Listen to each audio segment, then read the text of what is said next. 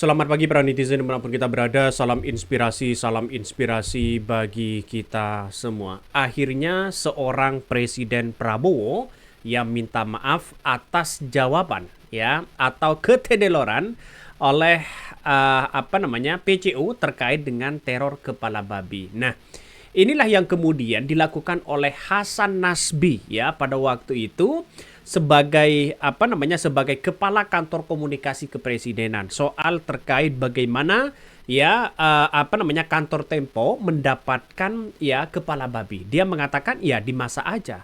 Dan inilah ya Prabowo minta maaf dan bahkan Prabowo katanya ya tidak pernah ketemu dengan orangnya, yaitu dengan Hasan Nasbi. Bisa saya jelaskan ya, saya belum ketemu sih sebetulnya setelah itu saya juga kaget ya, masalah kepala babi dan apa ya itu tikus itu juga saya kira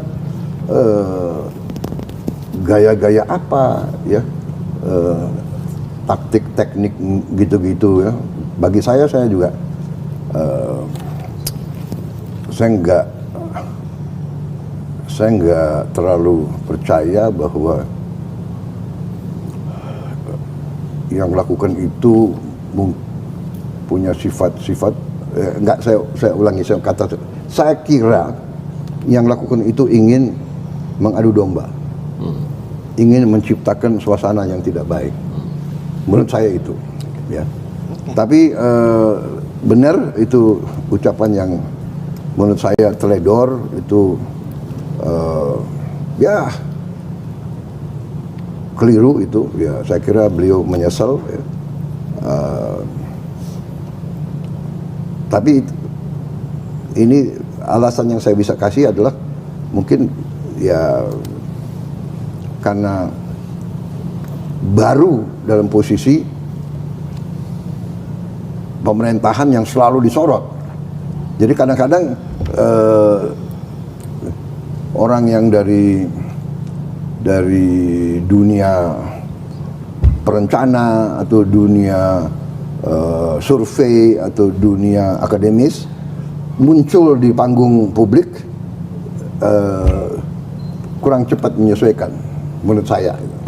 Oke, makasih. Saya itu jawaban saya kepada itu. Tapi bahwa komunikasi kurang baik itu sebetulnya saya anggap itu saya yang bersalah karena fokus kita deliver. Sampai meniteskan air mata begitu seorang Prabowo minta maafnya. Artinya apa? Secara logika seharusnya ini mendapatkan peringatan keras begitu kan ya. Kenapa tidak dipecat? Itu kan semestinya dilakukan oleh seorang Presiden Prabowo. Menurut saya pribadi, begitu kan ya, dengan apa yang kemudian diucapkan oleh Prabowo begitu kan selama ini di beberapa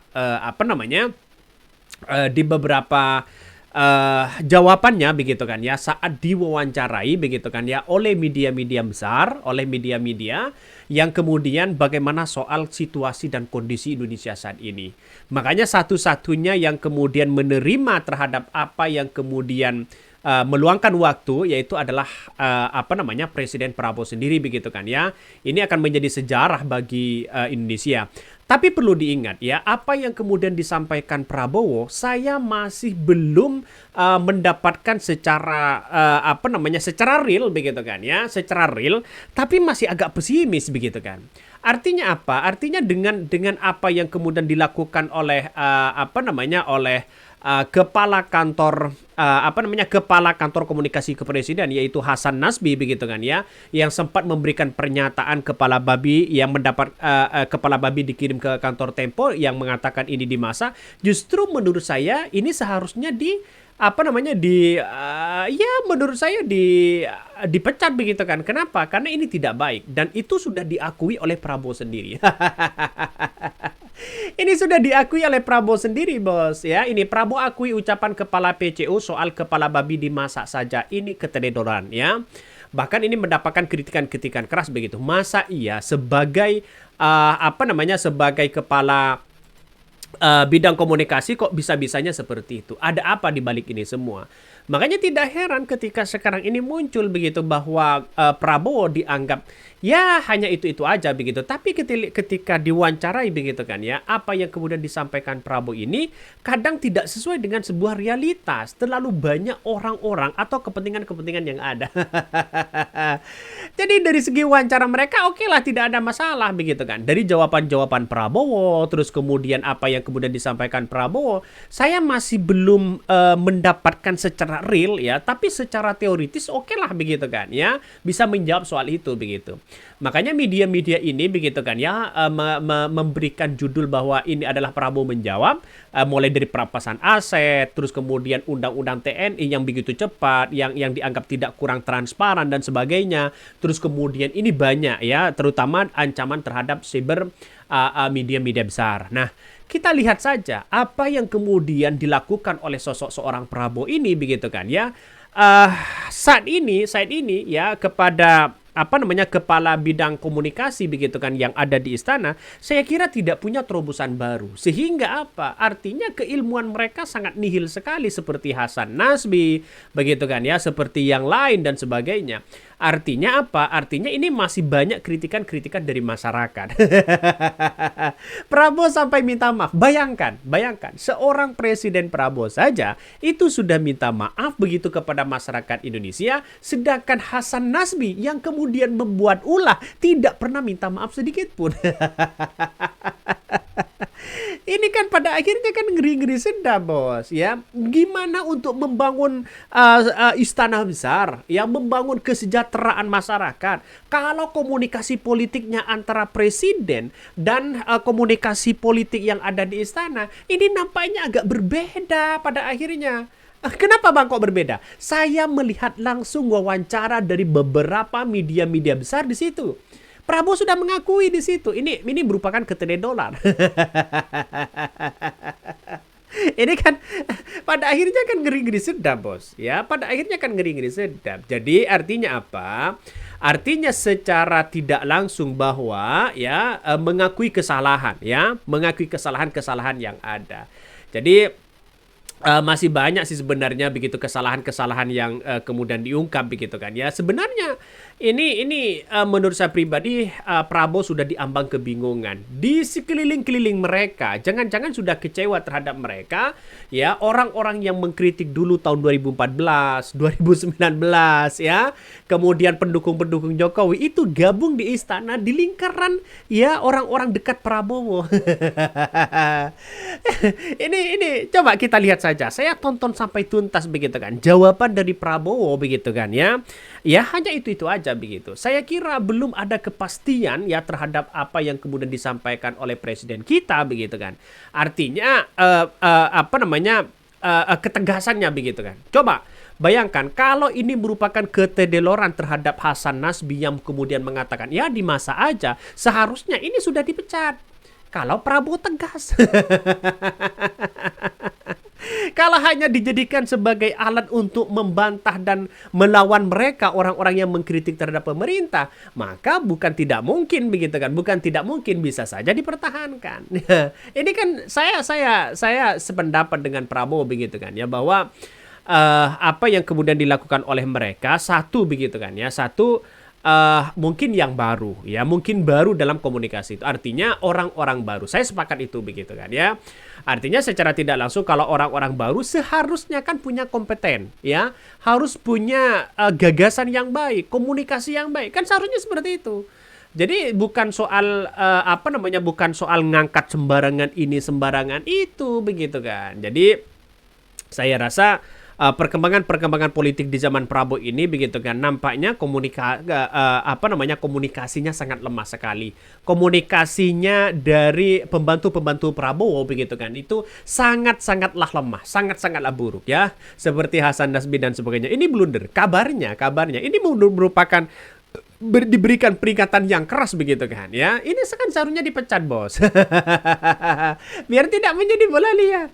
Ini beberapa jurnalis sudah banyak yang menanyakan soal soal posisi media begitu kan ya, seperti Tempo dan sebagainya. Tapi kalau kita lihat kenapa Tempo tidak diundang? Kan itu pertanyaannya begitu kan.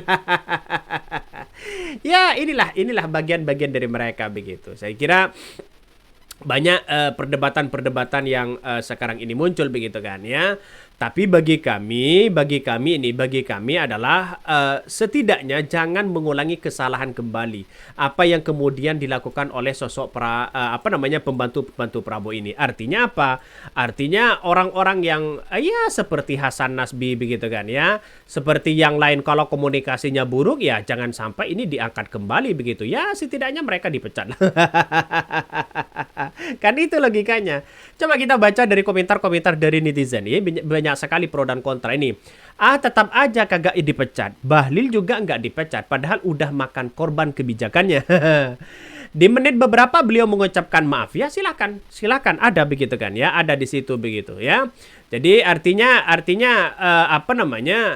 mengatakan bahwa hanya bertanggung jawab dan keteledoran. Ya secara tidak langsung ya ada sebuah pembelaan, kan itu setidaknya begitu kan. Ada pembelaan dari seorang Prabowo. Nah, kalau sudah ada pembelaan ini gimana? Kalau sudah ada pembelaan ini sebagai gimana begitu kan? Walaupun Prabowo tidak secara langsung minta maaf, tapi dari niat hati mereka sebagai presiden bertanggung jawab. Kira-kira seperti itulah begitu kan ya. Coba kita baca lagi kembali ya. Izin Pak Presiden itulah yang dapat jika suatu keahlian tidak ditangani oleh ahlinya. Apakah Indonesia kekurangan pakar ya hingga orang-orang tidak berkompeten ya dipaksakan masuk di kabinet? Nah, katanya Presiden Prabowo menjawab padahal nggak menjawab apa-apa. Ini komentar-komentar dari netizen. Jadi saya kira bahwa muncul sekarang ini begitu kalau toh pada akhirnya Hasan Nasbi bersalah, seharusnya kan Hasan Nasbi yang minta maaf kepada masyarakat Indonesia. Jangan lalu kemudian beralibi pada akhirnya minta maaf secara spontanitas begitu kan ya. Ini kan juga ada ada rasa malu di dalamnya begitu. Karena ini negara.